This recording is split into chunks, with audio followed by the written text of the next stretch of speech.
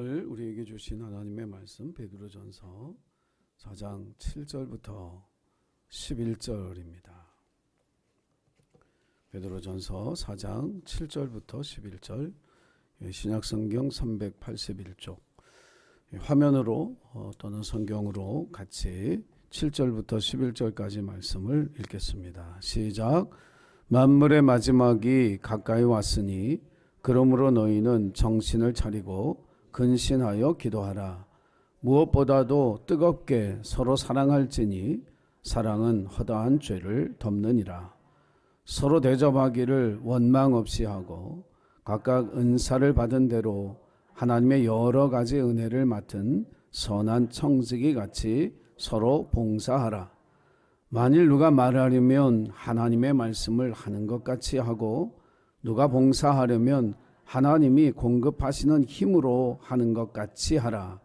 이는 범사에 예수 그리스도로 말미암아 하나님이 영광을 받으시게 하려 함이니 그에게 영광과 권능이 세세에 무궁하도록 있느니라. 아멘. 오늘 민족의 명절인 설날입니다.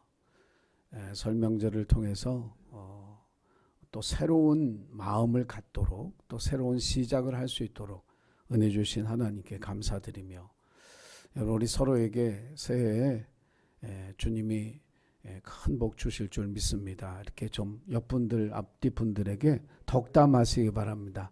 새해 주님 주신 큰 복 받기 바랍니다. 대한민국 사람들은 복을 좋아합니다. 그래서 새해가 돼서 또 새해 복 많이 받으세요. 아마 SNS로 많이 받으셨죠? 그 복 다 받으시기 바랍니다. 놓치지 말고. 우리가 복을 그렇게 많이 받아야 될 이유는 뭐예요? 우리를 통해서 흘러가야 되니까. 하나님 우리에게 주신 복이 흘러가야 되니까 예수 믿는 사람들은 복 많이 받고 그 복을 마음껏 또 나누는 축복의 삶을 살아가야 할 줄로 믿습니다. 오늘 제가 1월에 들어서 세 번째 설교는 올해 이제 주제, 우리 한 걸음 더라고 하는 주제의 세 번째 세부적인 내용이죠. 교회 안에서 우리가 서로에게 어떻게 더 한 걸음 더 가까이 갈 것인가. 그러니까 하나님께 가까이 가는 건 내가 하나님과 친밀한 교제 가운데 주님과 동행하는 삶을 살기 위해서 하나님께 가까이 가고요. 이웃에게 한 걸음 가는 것은 하나님을 사랑하는 것과 이웃을 사랑하는 것이 동전의 양면과 같아서 우리의 사랑의 완성은 하나님만 사랑하는 것으로 완성되는 것이 아니라 이웃 사랑을 통해서 완성이 되는 거예요. 그래서 하나님께서 우리에게 주신 사랑을 완성하기 위해서 한 걸음 더 이웃에게 나가고, 요셉이 그 담을 넘어 그 가지를 쫙 펼친 것처럼 그리스도인들은 이웃을 향해서 세상을 향해서 축복의 가지를 펼치는 그런 사람이 되어야 된다. 요 이야기를 지난주에 했고, 오늘은 이제 그럼 교회 안에서 우리가 성도에게 서로 가까이 간다라고 하는 게 뭐냐, 한 걸음 더 가까이 나아가는 게 왜 필요한가. 여러분, 교회는요 하나님께서 우리에게 허락해 주신 새로운 가족을 만난 그곳이 바로 교회인 줄로 믿습니다. 우리가 가족이라고 하는 말은 혈연이잖아요. 혈연, 뭐 애들 말로 뭐 핏줄이 땡긴다 그러는데, 그 같은 피가 흐르는, 그 조상의 같은 피가 흐르는 게 한 가족 공동체인데, 우리는 예수님 피로 우리가 한 가족이 되어진 공동체, 이것이 교회인 줄로 믿습니다. 그래서 이 교회를 말하는 성경에 많은 단어가 있지만 이 교회를 가장 잘 표현하는 단어가 뭐냐 하면 그리스도의 몸입니다. 그리스도의 몸. 그래서 교회는 뭐냐? 그리스도를 머리로 하는 한 몸이다. 한 몸 공동체, 이것이 교회라고 하는 것입니다. 사실 우리 몸은요, 우리가 아는 것보다 훨씬 모르는 부분이 많습니다. 여전히 신비한 그런 신체라고 하는 사실을 우리가 알죠. 미지의 영역이 아직도 굉장히 많습니다. 과학자들이요, 사람의 육체를 화학적으로 분해했을 때 우리가 사용하는 제품을 만든다면 한 사람에게서 어떤 제품이 몇 개나 나올까, 이 과학자는 그런 연구도 했답니다. 그래서 성인 남자 63kg 체중의 성인 남자를 화학적으로 다 이렇게 뽑아내면 지방 있잖아요. 가지고 비누가 7개 나온답니다. 저는 한 8개 나올 것 같아요. 그 다음에 사람 몸에 있는 인이 있잖아요. 이게 성냥, 이 대가리, 죄송합니다. 대가리라 그래서 이 성냥 다 킬 때 그 끝에 있는 이 부분, 요거 한 2,000개 만든답니다. 2,000개. 많이 만들죠. 거기다가 설사약에 들어가는 한 봉지의 마그네슘, 그 다음에 못 1개 정도 만들 수 있는 철분, 그 다음에 연필 2,000자루 만들 수 있는 탄소, 그 다음에 1.8리터짜리 물 한 20개 정도 만들 수분. 꽤 많이 나오죠. 그래도 기분은 별로 안 좋으시죠? 사람을 그냥 분해를 해서 물질로 이런 걸 만든다고 하니까 이거 다 합쳐봐야 20만 원도 안 돼요. 이 사람이 그렇게 성분으로 따져서 제품으로 만들어내면 한 20만 원 정도 가치밖에 안 되는 그런 존재가 사람입니다. 그런데 성경은 우리가 믿는 기독교 신앙 안에서 이 사람은 물질적인 가치로만 판단할 수 없는 아주 소중한 존재입니다. 인간을 영적 존재로 하나님이 만드셨어요. 이 세상에 많은 피조물들이 있지만 다 말씀으로 창조하셨지만 사람은 흙을 빚어서 하나님의 형상을 불어넣어서 피조물 중에 가장 소중하고 가장 아름답게 지은 그런 피조물이 바로 사람인 줄로 믿습니다. 하나님에게도 소중한 존재지만 성경은 한 영혼을 가리켜서 천하보다 귀하다 이렇게 말하고 있습니다. 그러니 이 세상 그 무엇을 주고도 바꿀 수 없는 소중한 존재, 이것이 사람이라고 성경은 우리에게 가르쳐 주고 있습니다. 오늘 우리 박성복 집사님이 찬양하기 전에 따뜻한 소식이 있다고 그러면서 50대 남자인지 여자인지 모르지만 길거리 쓰러진 분을 여고생들이 심폐소생으로 살려낸 그런 기사가 계양구에 있었다 그래요. 참 반갑고 귀한 아름다운 소식이에요. 한국 사회가 생명경시, 안전불감증, 소중한 생명들을 자주 잃어버리는 그런 안타까움을 반복하고 있는데, 여러분 이 나라에 살고 있는 이 소중한 생명들을 지켜나가는 안전한 대한민국 만드는 그 일을 저와 여러분도 관심을 가지고 협력하고 또 기도하는 그런 우리 예수님교회 가족들이 되기를 주님의 이름으로 부탁을 드립니다. 자, 우리 몸은요 여러 기관들이 있어서 이제 구성이 된 거죠. 그래서 우리가 살아가려면 어떤 한 기관만이 건강하면 살아갈 수 있는 것이 아니라 서로 도우며 협력해서 살아가도록 하나님께서 사람의 몸을 만드셨어요. 이제 머리에서 뭘 느끼느냐? 배고프다, 밥 먹자. 자, 그럼 어떻게 해야 됩니까? 식당을 가든지 쌀을 찾아서 씻든지, 그러면 어떤 하나의 기관만, 이게 생각만 있다고 밥이 나오는 게 아니니까 손도 필요하고 발도 필요하고 떠먹는 이 입도 필요하고 그걸 씹어줄 이도 필요하고 그걸 삼켜서 소화시켜줄 위장도 필요하고, 그러니까 밥 하나 먹는 것 가지고 이게 단순해지는 게 아니라 여러 기관들이 힘을 합하고 협력해서 밥 한 끼를 먹는 거죠. 교회를 그리스도의 몸이라고 할 때 여러분 그 생각을 하셔야 됩니다. 자, 에베소서 1장 22절 23절 에베소서 말씀을 통해서 세 번역으로 우리가 성경을 한번 읽어보겠습니다. 자, 시작.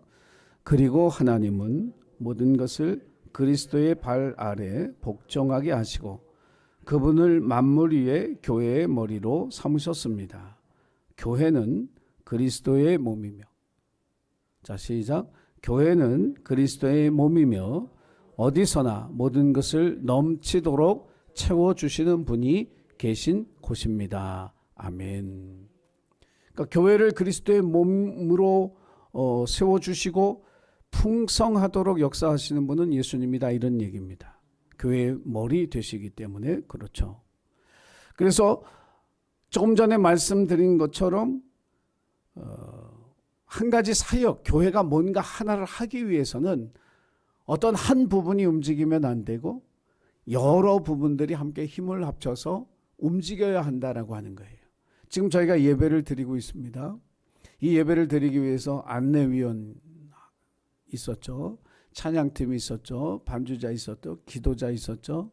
또 설교자가 있고 여러분 회중이 있습니다. 이 모두가 함께 힘을 합해야 하나님 앞에 예배를 드릴 수 있는 거예요.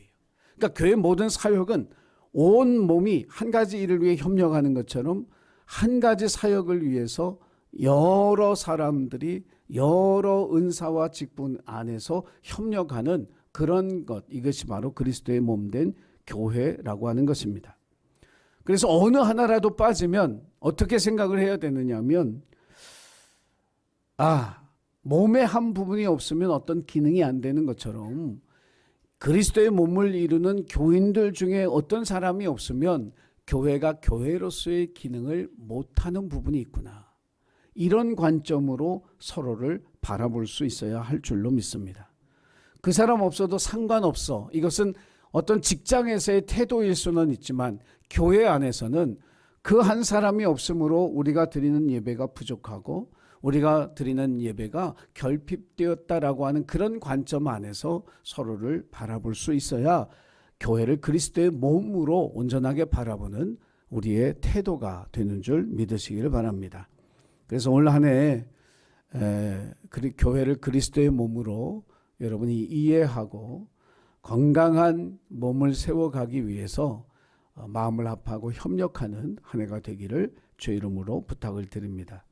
자, 그러면 우리가 한 걸음 더 가까이 나아간다. 이 교회를 건강하게 세우는 첫 번째 일은 뭐냐면 서로의 허물을 덮는 공동체. 그러니까 교회는 허물을 덮는 공동체. 오늘 우리가 읽은 본문의 말씀에는 허다한 죄를 덮는다 그랬는데 헬라어 원어로 보면은 우리가 가진 허물이나 부족함이나 연약함을 덮어주는 것, 이렇게 말씀하고 있습니다. 교회 안에서 우리가 경험하는 것은 하나님의 나라인 줄로 믿습니다. 그래서 이 세상을 살면서 가정에서도 하나님의 나라를 경험하고 교회 안에서도 경험하고 직장 안에서 세상 가운데서도 경험해야 하는데 가장 하나님의 나라를 닮아 있고 하나님의 나라가 이런 것이구나 라고 하는 것을 경험할 수 있는 것이 교회라고 하는 겁니다. 그런데 하나님의 나라는 뭐예요? 하나님이 통치하시는 곳입니다. 하나님이 다스리시는 곳이에요. 그 말을 바꿔 말하면 가장 안전한 지역, 가장 안전한 곳이다, 이런 뜻입니다. 여러분, 우리가 가정 안에서 서로의 허물, 서로의 약점이나 서로의 단점이나 결점은 흉이 되는 게 아닙니다. 가족이기 때문에 내 자녀의 혹은 우리 부모의 어떤 허물이나 약한 이런 부분들을 서로가 가려주죠. 이게 가족입니다. 이것을 가지고 꼬투리를 잡아서 말거리를 만들고 결점을 드러내고 약점을 드러내고 단점을 드러낸다면 그것은 교회 공동체, 그리스도의 몸된 교회가 아닙니다. 그래서 우리는 서로의 약한 부분, 부족한 부분, 또 잘못된 부분을 바라볼 때 여러분 사랑으로 그것을 덮어가고 품을 수 있는 그러한 하나님의 한 가족을 만들어 가시기를 주님의 이름으로 부탁을 드립니다. 예수님이 보혈로 우리의 죄를 덮어주신 것처럼 우리는 그 약점과 단점, 그것을 드러내서 아프고 고통스럽게 만드는 것이 아니라 그것을 덮어서 치료하는 것, 이것이 교회 공동체라고 하는 것입니다. 세상에서는 남의 허물은 물고 뜯어야 될 먹거리입니다. 우리 정치판을 보면 매일 그거를 봅니다. 그러나 교회 안에서의 허물은요, 부족함이나 결핍이 절대로 아니에요. 그렇게 생각하시면 안 돼요. 어떻게 생각해야 되냐면 그 허물이 뭐냐? 하나님이 그 사람 안에서 일하시는 믿음의 증거로 볼 수 있게 되기를 주님의 이름으로 축원합니다. 어떤 모임에서 한 귀부인이 그 유명한 사상가인 존 러스킨이라고 하는 사람에게 자기의 아주 비싼 그 비단으로 만든 손수건을 보여주면서 선생님, 이 손수건이 굉장히 비싼 건데 누가 여기다 잉크를 쏟아서 이 손수건을 못 쓰게 됐다고. 그러면서 그 손수건을 보여줬어요. 이 존 러스킨이라는 사람이 그러면 그 손수건을 나한테 한 2, 3일 정도 빌려줄 수 있느냐고. 그 귀부인은 버리려고 했던 거니까 빌려줬어요. 이걸 이 사람이 가져와 가지고 어떻게 했느냐면, 그림에 굉장한 그 재능이 있는 사람이라 그 뿌려진 잉크를 가지고 아주 섬세하게 꽃과 나무 이런 것들을 만들어서 그 손수건에 그림을 그렸습니다. 그림을 다 그리고 며칠 뒤에 그 부인을 만나서 손수건을 전해줬는데, 이 부인이 손수건을 보고 깜짝 놀라는 거예요. 세상에, 버리려고 했던 이 손수건이 너무 멋진 작품이 돼서 너무너무 감사하다고. 잉크 자국이 오히려 멋진 작품으로 재탄생하게 된 거죠. 사람도 마찬가지입니다. 죄와 허물로 결점과 단점으로 그래서 못 쓸 것 같은 그런 사람을 주님의 손이 만지시면 새로운 작품으로, 새로운 명품으로 거듭나게 하신 줄로 믿습니다. 하나님의 손길이 닿으면 우리가 다 새로운 피조물, 하나님께서 새롭게 하신 그런 사람으로 거듭나게 되는 거예요. 우리의 허물과 약점이 하나님이 역사하시는 지점이 돼서 하나님 앞에 믿음으로 성장하고 하나님이 사용하시는 일꾼으로 그렇게 세워지는 계기가 되어질 수 있다라고 하는 이야기입니다.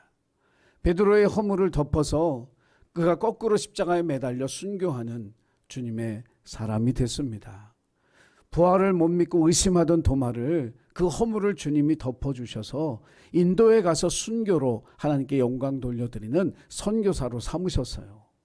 오늘 강단에서 설교하고 있는 이 서도원 목사도 학생운동하면서 교회 부인하고 예수님 부인했던 그런 사람을 하나님 사랑으로 덮어주셔서 설교하는 목사로 이렇게 세워주셨습니다.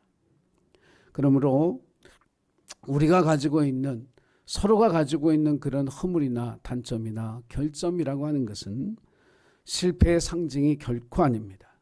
우리를 새롭게 하시는 하나님의 은혜와 또 하나님의 사랑의 증거라고 하는 사실을 여러분 기억하고, 올 한 해 우리가 서로에게 한 걸음 더 가까이 다가가 허물을 보고 약점을 보았을 때 그것을 주님의 사랑으로 덮어가는 그리스도의 몸된 교회를 만들어가는 저와 여러분이 되기를 주의 이름으로 간절히 부탁을 드립니다. 예수님을 구주로 고백하는 사람들에게 하나님이 거듭난다, 거듭남의 비밀, 거듭남의 생명을 허락하셨어요.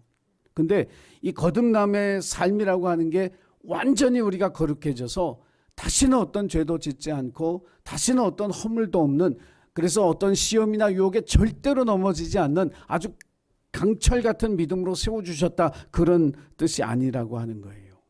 여러분, 그리스도 안에 거듭난 사람은 마치 새롭게 태어난 아기와 같다라고 생각을 하셔야 됩니다. 막 태어난 아기가 걷는 거 보셨어요?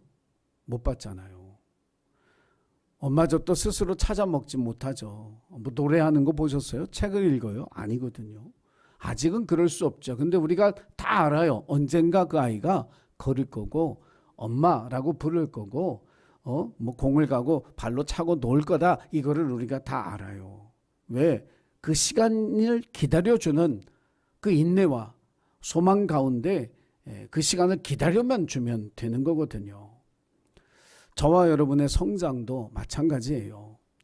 어떤 사람도 이 세상에 완벽한 사람은 없어요. 결점 없는 사람 없고 단점 없는 사람 없고 허물 없는 사람이 없어요. 그러나 사랑으로 덮어 기다려주면 그 상처를 치유하고 또 하나님의 은혜 안에서 건강하게 성장하는 하나님의 일꾼으로 세워져 갈 수 있다라고 하는 그 사실을 저와 여러분을 기억하고, 올 한 해 우리가 허물을 드러내고 들춰내고 상처 주는 그런 교회 공동체가 아니라 하나님의 사랑을 기억하고 덮어가는, 그래서 성숙한 믿음으로 서로를 격려하고 세워가는 그리스도의 몸을 세우는 우리 예수님 가족들이 되기를 주님의 이름으로 간절히 부탁을 드립니다. 두 번째로 그리스도의 몸된 교회, 서로 섬기는 공동체. 우리가 서로에게 한 걸음 더 가까이 나아간다는 말은 뭐냐면 서로를 청지기처럼 섬겨준다라고 하는 뜻입니다. 서로를 청지기처럼 섬겨준다.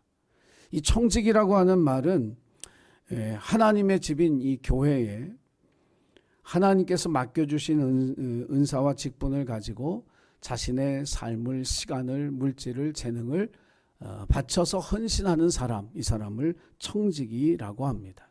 그래서 청지기에게 있어서 드러나는 어떤 특징이 뭐냐면 충성스러운 사람이고 일꾼이라고 하는 거예요.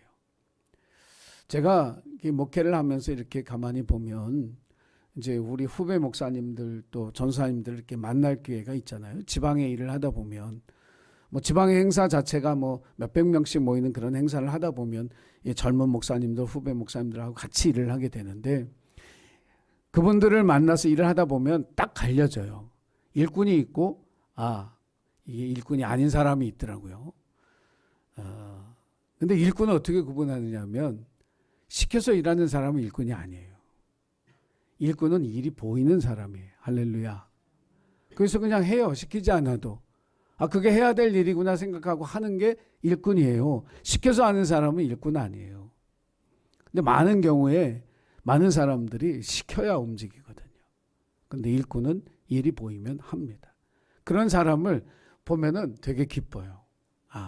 일꾼이구나. 마음이 얼마나 뿌듯해지는지 몰라요. 하나님 앞에 좋은 일꾼을 내가 오늘 봤다. 그런 생각이 들어요. 청지기는 바로 그거거든요. 일이 보이는 사람이에요. 그리고 그 일을 충성스럽게 감당하는 사람, 그 사람이 청지기입니다. 근데 이 청지기에게 있어서 그렇게 말 없이 자기를 드러내지 아니하고 충성할 수 있는 가장 중요한 근거는 뭐냐면 하나님의 은혜를 받고 산다. 이 믿음의 고백이 있어야 되는 거예요. 여러분, 예수 믿고 살아가면서 가장 어리석은 사람, 자기 힘으로 사는 사람, 자기 재능으로 사는 사람, 그런 사람 가장 어리석은 사람이에요. 예수 믿고 살아가는 모든 사람들은 하나님의 은혜로 사는 사람인 줄로 믿으시기 바랍니다. 진짜 청지기는 그걸 잊지 않는 사람이에요. 나는 하나님의 은혜로 산다. 이것을 늘 고백하고 하나님의 은혜를 받은 것을 감사하는 사람, 그 사람이 진짜 청지기라고 하는 겁니다. 만약에 우리가 주님의 일꾼이라고 말하면서 주님의 청지기라고 말하면서 하나님의 은혜를 잃어버리는 그 순간에 뭘 하게 되냐면 이게 청지기가 아니라 그때부터는 주인 행세를 하게 됩니다. 내가 내 인생의 주인이 되는 거예요. 내가 어떤 일을 하면서 내가 영광을 가져야 되는 거예요. 그것을 하나님 앞에 돌리고 하나님이 내 인생의 주인이라고 고백하는 것이 아니라 주인 행세를 하기 시작해요. 은혜로 산다는 이 믿음의 고백을 잃어버리면 그렇게 되어진다라고 하는 사실입니다. 위대한 사도 바울은 하나님 앞에 자기를 이렇게 고백했어요. 고린도 전서 15장 8절 우리 같이 한번 읽어보겠습니다. 자, 시작. 맨 나중에 만삭되지 못하여 난 자 같은 내게도 보이셨느니라. 우리가 이제 어머니 뱃속에 10달을 다 채우지 못하고 나온 그런 아기를 만삭되지 못한 자, 뭐 7삭둥이, 8삭둥이 뭐 그렇게 얘기를 하는데 뭔가 부족하고 결핍되어졌다라고 하는 것을 상징하는 거예요. 사도 바울은 위대한 사도예요. 기독교 역사상 사도 바울이 없었더라면 복음이 땅끝까지 갔을까? 이런 생각이 들 정도로 사도 바울은 정말 위대한 사도예요. 그가 가는 곳마다 하나님의 몸된 교회를 세우고 눈물로 기도하고 자기 생명을 버릴 그런 위기들을 극복해 가면서 교회를 세우고 사람을 세우고 그렇게 헌신적으로 사역한, 마지막에 순교한 그런 위대한 사도는 없어요. 기독교 역사 2000년에 가장 우뚝 선 봉우리 같은 그 사도는 항상 자기를 어떻게 생각했느냐면 나는 만삭되지 못한 자, 나는 늘 부족하고 나는 늘 연약하고 뭔가 모자란 사람, 다른 곳에서는 자기를 죄인 중에 괴수라고 했어요. 가장 큰 죄인이라고 고백하며 그렇게 살았던 사람이 사도 바울이. 이것이 바로 청지기의 정신입니다. 교회 안에서 올 한 해 우리가 서로를 섬기는 그리스도의 몸을 세워가기를 간절히 소원합니다. 근데 우리 마음의 태도에 늘 그런 마음이 있어야 돼요. 내가 죄인 중에 괴수로 가장 큰 은혜를 받았고 만삭되지 못한 나를 하나님이 은혜로 채워주셔서 주의 일꾼 되게 하시고 섬김과 봉사의 자리에 세우셨으니 얼마나 감사한가. 청지기는 자신을 위해 살지 않습니다.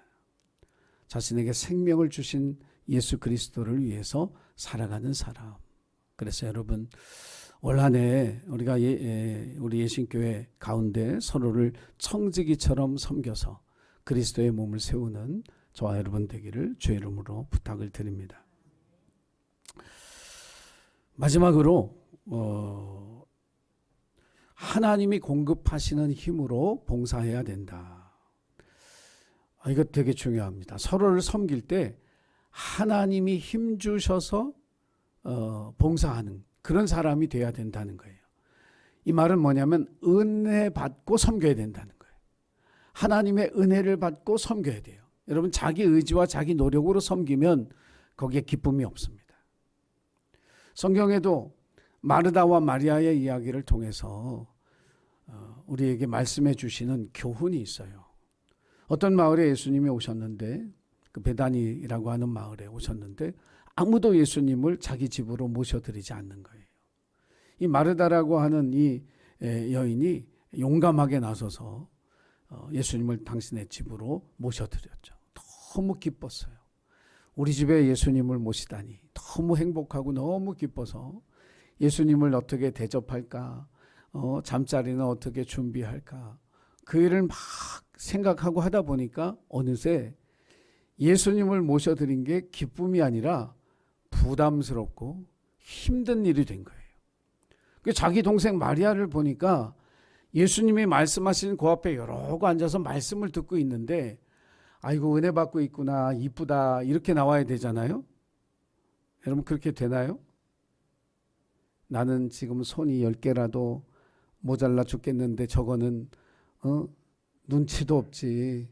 예수님 앞에 가서 말씀 듣고 요러고 앉아있으니 눈에서 막 레이저가 쏘아지잖아요. 성경에 예수님한테 화낸 여자는 마르다가 유일한 여자예요. 왜 내 동생을 지금 바빠 죽겠는데 나한테 보내서 도우라고 해야지 그 자리에 그렇게 앉아서 말씀 듣게 하고 계시냐고. 야, 용감한 여자는 분명히 용감한 여자예요.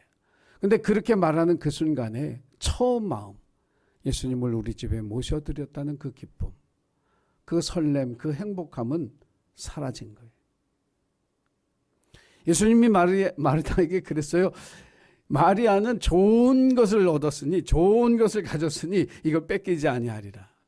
근데 그 얘기 전체를 통해서 성경이 우리에게 전해주는 메시지는 뭐냐면 은혜 받고 섬겨라. 기쁨 없이 섬기지 말아라. 왜? 예수님 믿고 은혜 받고 기쁨으로 행복하게 섬기는 그런 삶을 살아야지. 왜 화내고 섬기느냐고. 여러분 올 한 해가 기쁨으로 섬기는 한 해가 되기를 간절히 소원합니다. 슈바이처 박사에게 한 청년이 찾아와서 그랬대요. 나도 선생님 박사님처럼 정말 위대한 일을 하고 싶습니다. 나를 훈련시켜 주시고 나를 써먹어 달라고. 그래서 물기로 와라. 장작 패와라. 먼저 허드렛 일을 시켰대요. 한 일주일 하더니 화를 내면서 와가지고 나는 위대한 일을 하고 싶은데 이게 허드렛 일만 시키느냐고. 위대한 일을 시켜달라고. 슈바이처 박사가 쫓아냈대요. 왜요? 위대한 일을 하고 싶다면 아주 작고 사소하고 보잘것없는 일을 소중히 할 수 있어야 한다.